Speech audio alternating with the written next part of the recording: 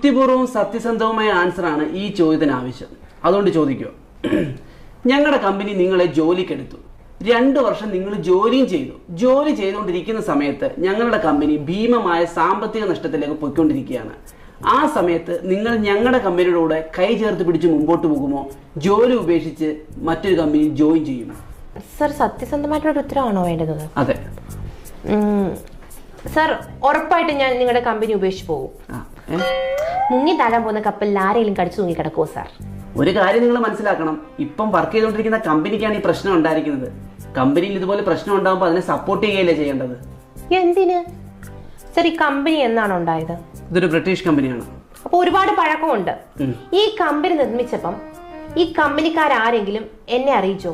പോട്ടെ, അറ്റ്ലീസ്റ്റ് എന്റെ വീട്ടുകാരെങ്കിലും അറിയിച്ചോ? എന്റെ നാട്ടുകാരെങ്കിലും അറിയിച്ചോ? ഇല്ലല്ലോ. കമ്പനിയുടെ നല്ല കാല സമയത്തൊന്നും നമ്മളെ വേണ്ട. പിന്നെ ഞാൻ